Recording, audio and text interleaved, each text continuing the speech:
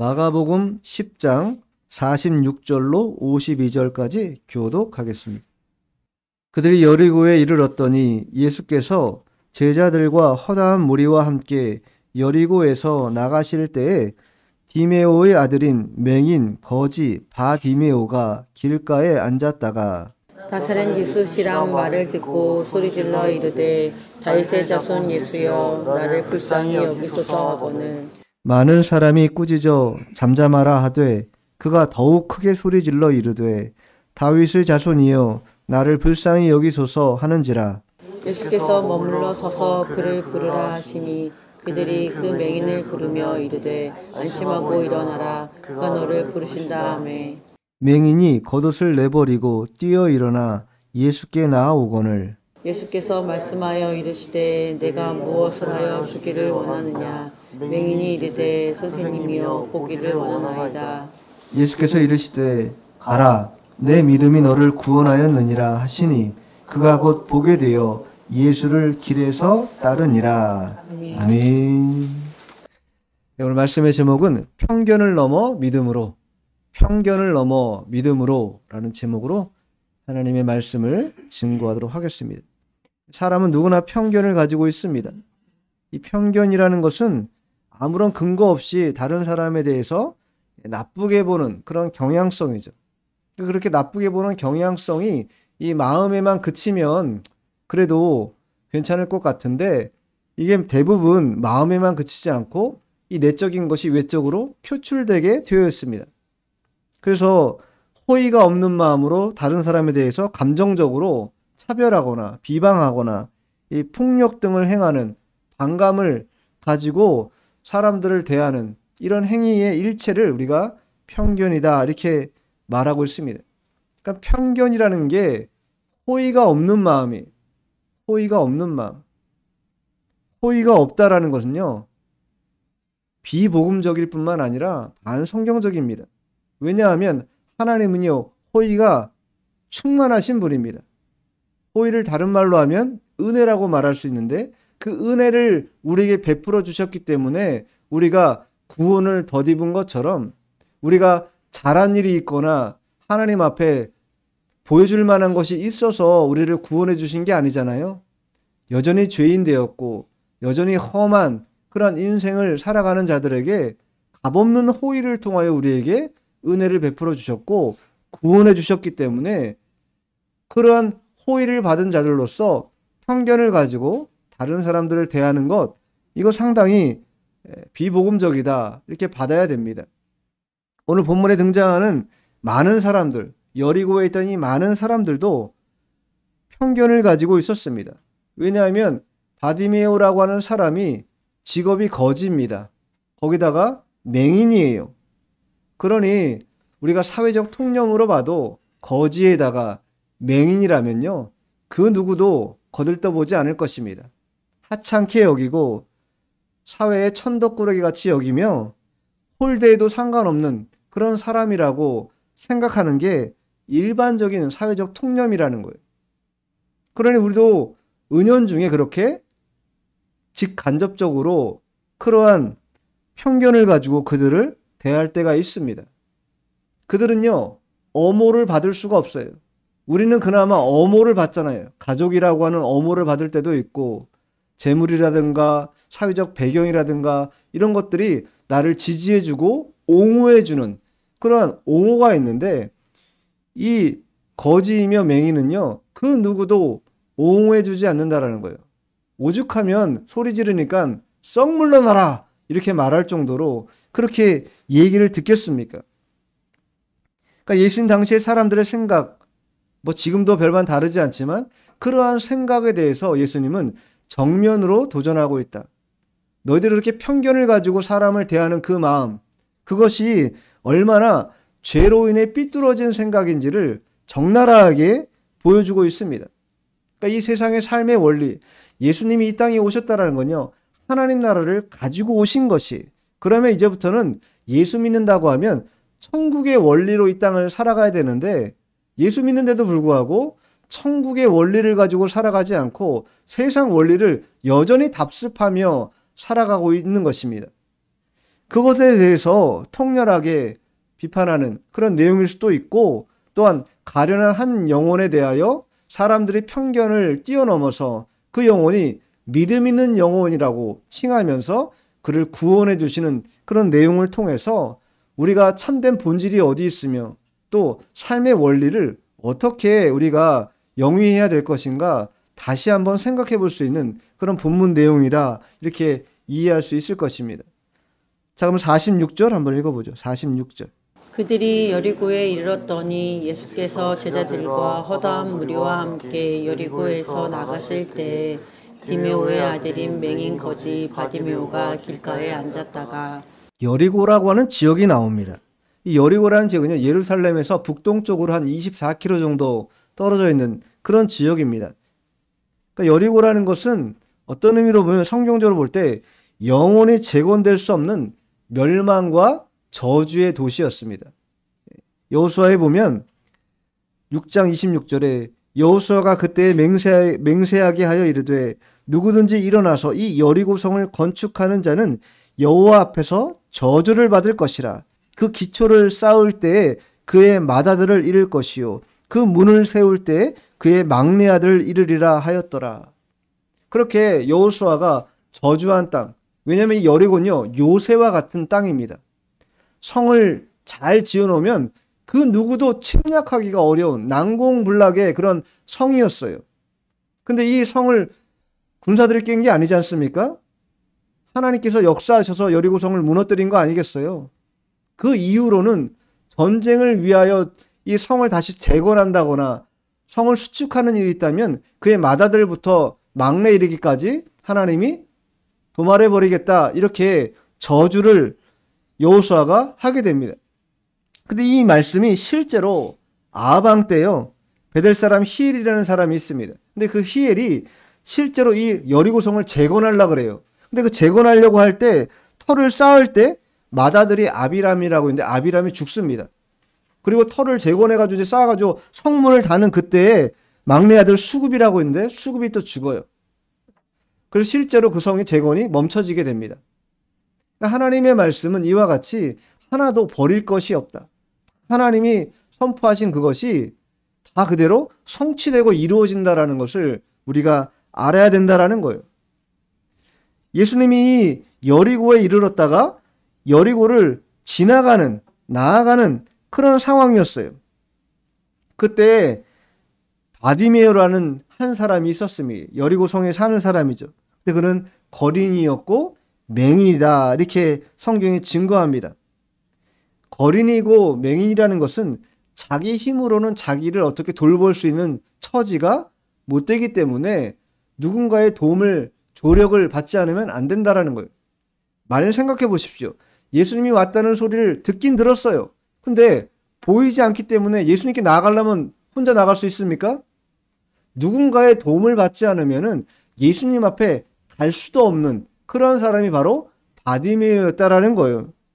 그러니 얼마나 세상적으로 볼 때 저주받은 사람이요, 또 그가 얼마나 사람들에게 조롱을 받고 지탄을 받는 사람인가 미로 짐작해 볼 수 있는 것이죠. 그때 예수님이 그 여리고를 지나서 떠나려는 그 순간입니다. 근데 예수님은 그때 당시에도 슈퍼스타셨어요. 많은 병자들을 고치기도 하셨고 이미 많은 소문이 예루살렘에 퍼져 있었기 때문에 예루살렘에서 한 24km 정도밖에 떨어지지 않은 이 여리고에도 충분히 소문이 다 이미 들어간 상황이었죠. 그런 상황에서 이제 이 바디메오 입장에서는 예수님이 여리고를 지나가는 순간 이제 언제 다시 올지 모르는 거예요. 실제로 이 마가복음 10장에 보면 이 이후로 이 여리고를 지나서 어디로 가는 겁니까? 예루살렘으로 들어가는 거예요, 이제. 그럼 예루살렘에 들어가면 십자가 고난이 있고 죽으심이 있는 거예요. 그러니까 더 이상 바디메오에게 기회가 있는가? 기회가 없습니다. 이번이 마지막 기회예요. 자, 그 마지막 기회를 어떻게 바디메오가 처신하는가? 자, 47절 읽어보죠. 나사렛 예수시란 말을 듣고 소리질러 이르되 다윗의 자손 예수여 나를 불쌍히 여기소서 하거늘. 바디메오가 소리를 질렀어요. 소리를 질러 이르되 이렇게 얘기했잖아요. 소리를 지른 시점이 언제냐? 나사렛 예수시란 말을 듣고, 그분이 여리고에 들어오셨다, 그리고 이제 지나가시려고 한다라는 그 소리를 듣고 난 후에 뭐 한 거예요? 소리를 지른 거예요. 왜냐하면 예수님에 대한 소문을 익히 들어서 알고 있다라는 거예요. 그분이 다윗의 자손일 뿐만 아니라 또 많은 그러한 병자들을 고치고 천국 복음을 선포하고 많은 사람들에게 유익을 끼치는 그러한 선하신 분이라는 것을 다 들어서 알고 있었어요. 그랬기 때문에 이 바디메오가 하반절에 뭐라고 예수님을 지칭합니까? 다윗의 자손 예수여, 다윗의 자손이라, 이렇게 지칭하고 있다라는 거예요. 다윗의 자손이라는 건요, 그때 당시 유대인들에게는요, 메시아라고 하는 말과 동의어입니다. 동의어. 하나님의 메시아, 하나님의 종이 이 땅에 올 때는 다윗의 자손을 통하여 올 것이라는 것을 모든 유대인이 다 믿고 있었다라는 거예요. 바디메오도 그 사실을 믿고 있었어요. 그래서 다윗의 자손 예수여 이렇게 소리 지른 것이, 왜냐하면 저분이라면 내 눈을 뜨게 해줄 수 있을 것이다, 내 시력을 회복시켜 줄 수 또한 유일한 분이다 라고 믿은 것이죠. 그러나 반면에 제자들은 눈이 있어도 보지 못하고 귀가 있어도 듣지 못하는 영적인 불구와 같은 그런 모습을 나중에 이제 보이게 됩니다. 그 전에 이제 보였고 그것을 통해서 이제 얘기하고 있다라는 거예요. 그런데 바디메오는 보지도 못하고 귀로만 들었지만 자기 성에 오신 예수님이라면 자신을 충분히 고칠 수 있다고 하는 이 강한 확신을 가지고 있었다라는 거예요. 그럼 그 확신이 어디서 나왔는가? 뭐 자체적으로 나왔겠어요? 두 가지죠. 첫 번째는 하나님 말씀에 있기 때문입니다. 두 번째는 실제적인 실행의 일들이 벌어졌기 때문에 소문을 통해 들은 것이죠. 눈먼 자가 눈을 뜨는, 앉은뱅이가 일어서는, 손 마른 자가 펴지는 그런 놀라운 역사들을 곳곳에서 듣게 된 것이죠. 그러니 저분이 정말 하나님의 다윗의 자손이고 하나님의 아들로 이 땅에 오신 그러한 신령한 분이라는 것, 또 능력이 많은 분이라는 것을 이 바디메오가 믿은 것이에요. 이사야서에 보면요, 그가 하나님 말씀에 확신이 있었다라는, 이사야서에 보면 이사야 42장 7절에 보면 내가 눈먼 자들의 눈을 밝히며 갇힌 자를 감옥에서 이끌어내며 흑암에 앉은 자를 감방에서 나오게 하리라. 하나님의 종이 이 땅에 오면 눈먼 자들의 눈이 밝혀진다, 갇힌 자들이 다 풀려나는 역사가 나타난다라는 것이, 눈먼 자는 게 어떤 것을 상징하는 것이겠습니까? 육신적인 눈이 먼 것도 있겠지만 영적으로 다 눈이 멀어 있는 거 아니겠습니까? 예수님을 만나지 않으면 다 이 영적 눈이 다 감겨 있는 맹인과 같은 것이고, 또 감옥에 갇혔다라는 게 어떤 것을 상징하는 것이겠습니까? 우리가 자유롭게 다 활보하고 지내는데 무슨 감옥에 갇혔는가? 죄의 감옥에 갇혀 있죠. 죄의 감옥에 갇혀가지고 정말로 주님 앞에 온전한 것을 드리지 못하는 그러한 형편이 바로 죄에 갇히고 또 눈먼 자들의 모습, 그것입니다. 그것에 대해서 이제 예수님이 치료해 주시겠다, 회복시켜 주시겠다 지금 말씀하고 있는 거예요. 다음 48절 읽어보죠. 많은 사람이 꾸짖어 잠잠하라 하되 그가 더욱 크게 소리질러 이르되 다윗의 자손이여 나를 불쌍히 여기소서 하는지라. 예. 다윗의 자손이여 나를 불쌍히 여기소서 이렇게 소리질렀어요. 그랬더니 많은 사람들이 뭐라고 말해요? 꾸짖어서 잠잠하라. 왜 무리는 이 바디메오에게 조용히 하라고 얘기했을까요? 왜 무리는 이 맹인에게 이렇게 이 소리 지르는 것을 제지하고 하지 못하게 했는가? 이 맹인의 하는 일이라고는요, 거린입니다. 거린. 빌어먹는 자예요. 거기다가 눈도 뜨지 못하는, 시력이 없는 그러한 자입니다. 그러니 예수님이 그러한 거린이요 맹인에게 시간을 낭비할 그럴 뿐이 아니다. 예수님은 위대한 일을 하실 분이고 놀라운 일을 행하실 분이지 이렇게 비천하고 정말 세상에 조롱받을 만한 그러한 영혼을 그냥 돌아보는 그러한 일을 행하기에는 시간이 너무 부족한 분이다 라고 생각했기 때문에 소리 지르는 것을 그치게 했다라는 거예요. 잠잠하라, 소리 지르지 마라, 이렇게 한 거예요. 그런데 바디메어의 반응이 어땠습니까? 더 크게 소리 질렀다. 여러분 같으면 어떻겠습니까? 내가 거린이에요. 맹인이에요. 그나마 한 가닥 희망으로 예수님을 만나려고 나아갔는데 그 주변에 있는 엄청난 무리들이 엄청난 억압으로 소리 지르면서 도리어 더 제지하고 못하게 했을 때 우리의 마음이 어떻겠습니까? 주눅이 너무 들어가지고 가뜩이나 보지 못하는 핸디캡, 거린이라고 하는 이 비천한 상황을 모면하기가 어려운 게 이 내적인 어떤 그런 심령이 얼마나 낮은 상태에 있겠습니까? 그런 상태에 있는 자가 사람들이 폭압적으로 소리 지르고 제지하니까 어떻게 되겠어요? 그 위압에 굴복하고 말았을 것이 웬만하면 그냥 무릎 꿇고 아 나에게는 이런 좋은 혜택은 이제 없겠구나. 그리고 그냥 지나갔을지도 모릅니다. 그런데 바디메어의 반응은 달랐다라는 거예요. 그는요 니들이 그러든지 말든지 나는 뭐 하겠다는 거예요. 소리를 지르겠다라는 거예요. 왜? 예수님을 안 만나면 안 되는 거야. 이 순간 예수님을 놓치는 순간 다시는 내 눈이 뜨질 수 있다고 하는 이 확실한 담보가 나에게 완전히 사라진다라는 걸 알았기 때문에 무조건 뭐 한 겁니까? 절박하게 주님을 애타게 더 부를 수밖에 없었어요. 만일 무리들이 이 거지 바디메어를 때리고 막 했더라고 해도 그는 절대 포기하지 않았을 것입니다. 끝까지 물고 늘어져서라도 주님을 붙잡고 어떻게 해서든 이 문제를 해결하려고 하는 그런 마음이 그에게 있었을 것이라는 거예요. 신앙생활은요, 여기서 우리가 교훈받을 게 뭐냐? 절박함에서 비롯된다라는 거예요. 절박함이 없으면요, 신앙생활, 누가 소리 지릅니까? 등 따숩고 배불러요. 그러면 교회 나와서 누가 소리 지르면서 부르짖으며 기도하겠습니까? 내 삶이 평안한데 내가 누구를 위해서 기도를 해주겠어요? 남 돌아보지 않는다라는 거예요. 내 생활이 편안하면. 그러나 내가 정말로 절박한 오늘 바디메어 같은 그런 마음이야. 생활이 그래. 그러면요. 한 시간도 지체할 수가 없어요. 주님을 놓치는 순간 나는 마치 잠들어버리는 그러한 물속으로 잠들어버리는 그러한 영혼과 같을 수 있다라고 하는 그런 마음이 있기 때문에 결코 그 절박함을 놓치지 않는다라는 거예요. 그런데 우리는 절박함이 이 바디메어 같은 눈먼 자도 아니고 거린도 아니기 때문에 나는 절박함이 없다. 그렇게 말할 수 있겠습니까? 우리 환경은 그렇지 않습니다. 우리 주변은요. 사탄과 어둠의 영들이요. 얼마나 우리를 넘어뜨리려고 역사를 많이 합니까? 그것뿐입니까? 내 속에는요. 그 욕심의 저자들은 그 정욕이 불 끌듯 계속 일어나요. 제어해도 제어가 되지 않는 그 욕심이 계속 불일 듯 일어난다라는 거예요. 그것뿐만 아니라 외적으로는 세상에서 오는 이 유혹, 이게 얼마나 많습니까? 이러한 첩첩산중과 같은 그런 위기가 영적으로 보면요. 항상 있는 것이에요. 그런데 그러한 신앙자가 절박함이 없다?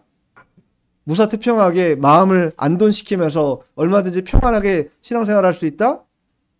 그렇게 마음 먹는 순간 그 말 자체가 뭐예요? 이미 나는 죽음의 길로 걸어가고 있다. 영적으로 잠들어가고 있다. 이것을 표현한 것과 별반 다르지 않다라는 거예요.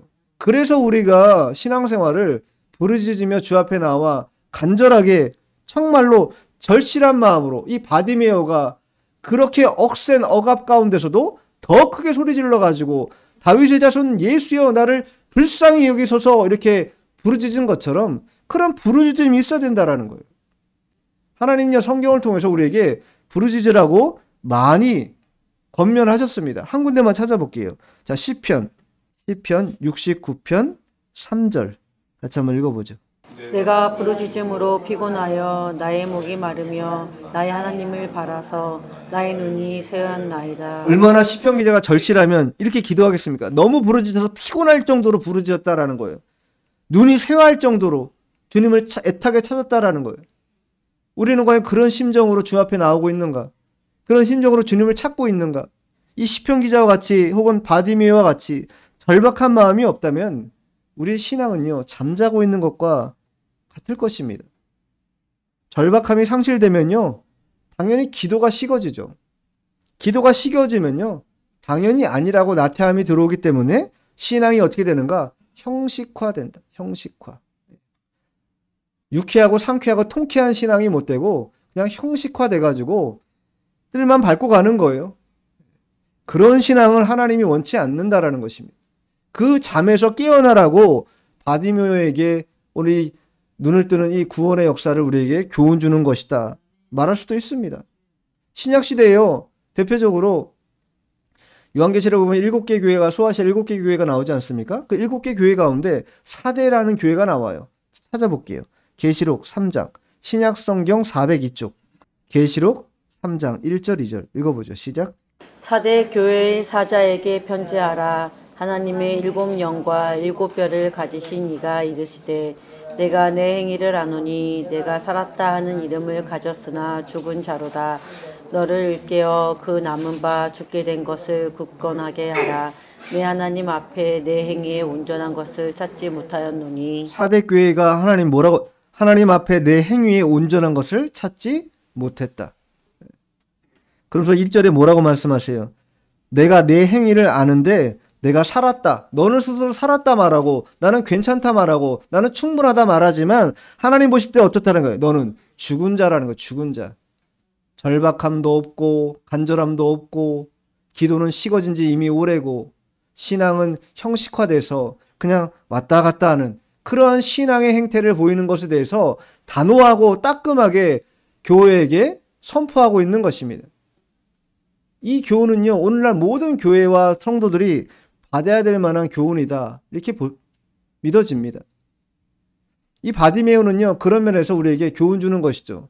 그는요, 이 여리고를 지나가면 끝날 거라는 사실을 알았기 때문에 절실하게 크게 소리 지르면서 나를 불쌍히 여겨달라고, 나를 놓치지 말아달라고, 나를 끝까지 잡아달라고 애원하고 있는 거예요. 탄원하고 있는 거예요. 그런 신앙을 우리에게 보여주고 있다. 자, 본문 49절 읽어보죠. 본문 49절 시작. 예수께서 머물러 서서 그를 부르라 하시니 그들이 그 맹인을 부르며 이르되 안심하고 일어나라. 그가 너를 부르신다 하매. 예수님은요, 여기서 보이는 것처럼 우리의 부르짖는 호소, 절실함에 대해서 어떻게 한다? 외면하지 않는다. 결코 외면하지 않으십니다. 반드시 그 외치는 소리, 부르짖는 소리, 그 궁휼한 소리를 다 들으신다라는 거예요. 그래서 바디메오에게도 사람들을 통해서 그를 불러 데려오도록 하라. 왜 데려오도록 하겠습니까? 따끔하게 혼내주려고요? 자비를 베푸시기 위해서죠. 하나님의 긍휼을 하심과 자비를 베풀기 위해서 그를 데려오라고 말씀하고 있는 거예요. 그만큼 우리의 부르짖음에 대해서 하나님이 모른 척하지 않으시고 끝까지 다 들으셨다가 그 들으신 대로 뭐한다? 응답하신다. 자, 예레미야 찾아보세요. 예레미야 29장 12절 13절. 너희가 내게 부르짖으며 내게 와서 기도하면 내가 너희들의 기도를 들을 것이요 너희가 온 마음으로 나를 구하면 나를 찾을 것이요 나를 만나리라. 너희가 온 마음으로 나를 구하면 나를 찾을 것이요 나를 만날 것이다. 내게 부르짖으면 내게 와서 기도하면 내가 너희들의 기도를 들을 것이다. 들을 것이고 구하면 찾으면 나를 만난다. 이것이 아버지의 약속이라는 거예요.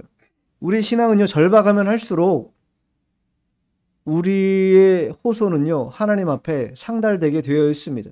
그리고 주님은 자비하신 하나님, 은혜가 풍성하신, 긍휼이 넘치시는 하나님이시기 때문에 오늘 바디메오처럼 그렇게 우리를 모른 척하지 않는다라는 거예요.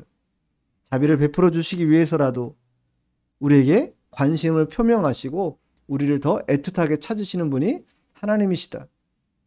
그렇게 될 때에 이 하나님의 자비를 경험한 자는요, 완전히 180도 바뀌는 그런 삶을 살 수 있게 되는 것이에요. 사람들도 예수님이 그 한마디에 어떻게 변화됐습니까? 처음에는 윽박 지르고 막 고함 지르고 소리 못 지르게 했던 그 무리들이 어떻게 친절하게 바뀌어요? 그 맹인을 부르며 이르되 안심하고 일어나서 그가 너를 부르신다. 가보라는 거 아니겠습니까? 사람들의 마음도 바뀐다라는 거예요. 우리가 주님과 더 깊이 내밀하게 교제하면요, 우리를 보는 시선도 이와 같이 편견에서 바뀐다라는 거예요. 그래, 우리가 우선적으로, 최우선적으로 할 일이 무엇인가? 주님과의 관계를 돈독히 하는 것, 이 수직적인 관계를 온전케 하는 것, 이것이 회복돼야 나머지는요, 그러면 어떻게 된다고요? 다 자연스럽게 회복되게 돼 있어요. 근데 이 수직적인 관계를 원활하게 감당을 못하니까 수평적인 것도 안 되는 것이에요. 어그러지고 계속 어긋나고 맞닥뜨리지 못하는 것이에요. 자, 그렇게 예수님이 바디메오를 부르자 바디메오가 어떻게 하는가? 자, 50절 읽어보겠습니다. 50절 시작. 맹인이 겉옷을 내버리고 뛰어 일어나 예수께 나아오거늘. 예. 이 50절에 바디메오가 어떻게 하면 겉옷을 내버리고 뛰어나갔다. 근데 이 부분은요, 병행 본문인 마태복음, 누가복음 안 나옴. 복음서에 나오지 않아요. 오직 마가복음에만 나온다. 마가복음엔 등장하는 그런 바디메오의 생생한 그런 역동성 있는 그런 모습을 마가가 지금 기록하고 있는 거예요. 겉옷을 벗어 내버리고 뛰어 일어나가지고 예수님께 달려가는 그런 역동적인 모습을 지금 짧지만 보여주고 있다라는 거예요. 예수님이 부르신다라는 말을 듣자마자 바디메오가 한 일이 뭡니까? 겉옷을 벗어버렸다. 여러분, 거지에게 겉옷은요, 어떠한 용도입니까?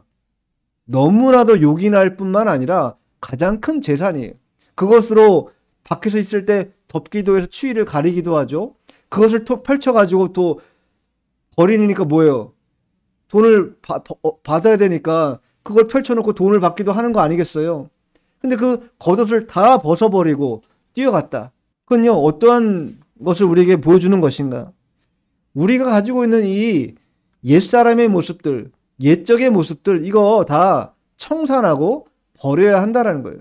주님을 만나서 주님께 나아가는 자들이라면 옛날의 습성, 이 구습을 쫓는 모든 악습을 다 버리고 주 앞에 나아가서 주님의 그리스도의 옷을, 의의 옷을 깨끗하게 입는 거, 그게 바로 주님이 우리에게 주시는 은혜라는 거예요. 그리고 그 은혜를 받는 자들은 그와 같이 옛날 것에 연연하지 말고 옛날 것을 다 청산하는, 구습을 버리는 그런 행위를 해야 된다라는 거예요. 바울은 그런 의미에서 이 서신서를 통해서 거짓되고 악한 본성을 다 벗어버리고 의와 진리의 거룩한 새 옷을 입으라고 누차 강조합니다. 에베소서에서도 그렇게 강조하고 에베소 4장에서도 그렇게 강조하고 골로새서에도 강조하는데, 그냥 골로새서를 한번 찾아볼게요. 골로새서 3장 9절 10절. 너희가 서로 거짓말을 하지 말라. 옛사람과 그 행위를 벗어버리고 새 사람을 입었으니 이는 자기를 창조하신 이의 형상을 따라 지식에까지 새롭게 하심을 입은 자니라. 옛사람과 그 행위를 벗어버리고 새 사람을 입었다. 그렇기 때문에 너희의 지식도 형상도 주님 앞에 날로 자라난다.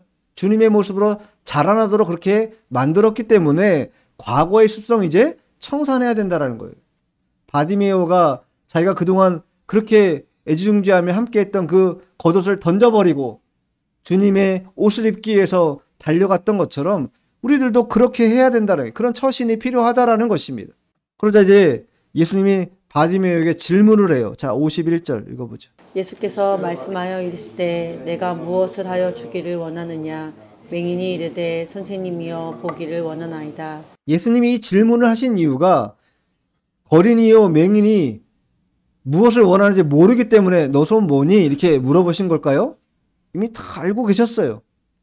그럼에도 불구하고 질문을 던졌다. 근데 성경을 유심히 봤던 사람이라면 이 질문이 바디메오에게만 한 질문이 아니었어요.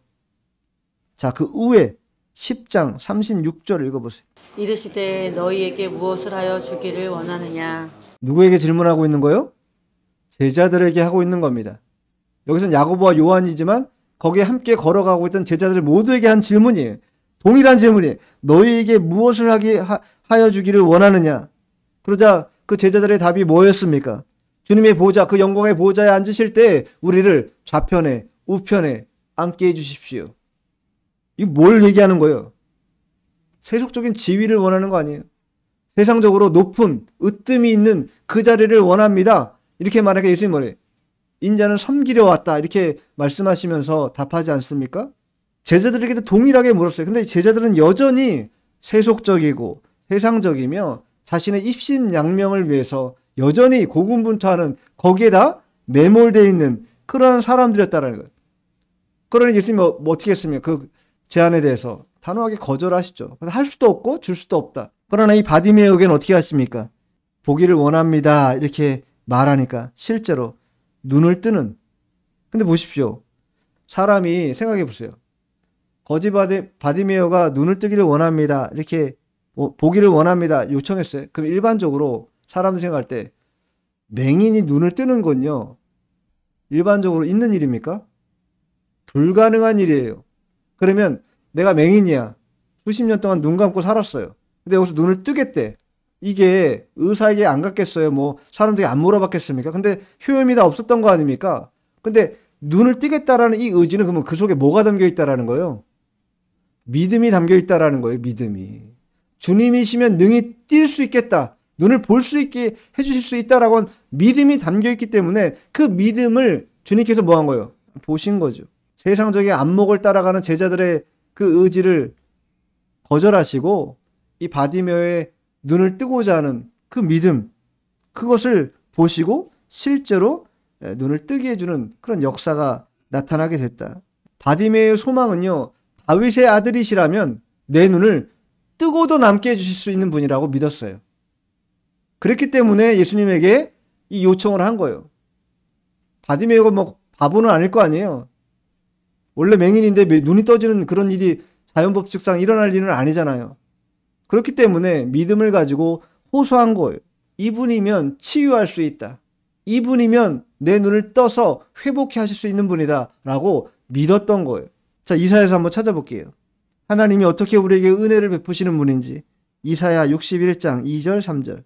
여호와의 은혜의 해와 우리 하나님의 보복의 날을 선포하여 모든 슬픈 자를 위로하시되 무릇 시온에서 슬퍼하는 자에게 화관을 주어 그 죄를 대신하며 기쁨의 기름으로 그 슬픔을 대신하며 찬송의 옷으로 그 근심을 대신하시고 그들의 의의 나무 곧 여호와께서 심으신 그 영광을 나타낼 자라 일컬음을 받게 하려 하심이라. 우리가 그렇게 된다라는 거예요. 바디메오가 그렇게 된 것처럼 슬퍼하는 자에게 화관 주고 죄 대신에 기쁨의 기름을 주시고 슬픔 대신에 찬송의 옷을 입히시고 근심 대신에 그들에게 의의 나무 곧 여호와께서 심은 그 영광을 나타낼 자. 그 자리 누굽니까? 바디메오도 또 우리도 다 구원받은 백성들이 그와 같은 자가 될 거라고, 그렇게 일컬음을 받게 될 거라고 주님께서 이사야 선지자를 통해서 말씀해 주고 있다라는 거예요.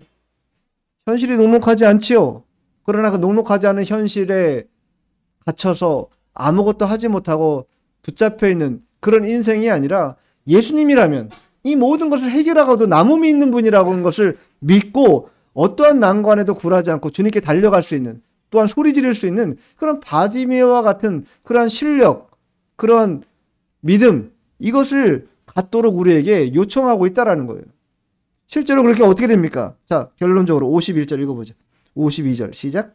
예수께서 이르시되 가라 내 믿음이 너를 구원하였느니라 하시니 그가 곧 보게 되어 예수를 길에서 따르니라.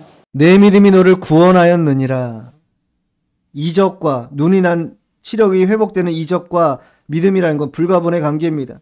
바디메오가 고침받을 수 있었던 것은 그가 인간적으로 뛰어났기 때문에 뭐 회복 능력이 좋았기 때문에가 아니라 단지 뭐예요? 믿음 때문에 그가 구원도 받았고 시력도 회복되는 놀라운 은혜를 받은 것이. 여기 구원이라는 건요, 단순히 몸의 치료를 뜻하는 게 아닙니다. 몸의 치료는요, 순서적으로 보면 언제입니까? 나중이에요. 예수님 선포가 뭐가 먼저 선포해요? 내 믿음이 너를 구원하였느니라. 구원이 먼저 선포됐어요. 구원이 선포되고 난 다음에 뭐가 회복돼요? 육체가 회복되는 것이에요.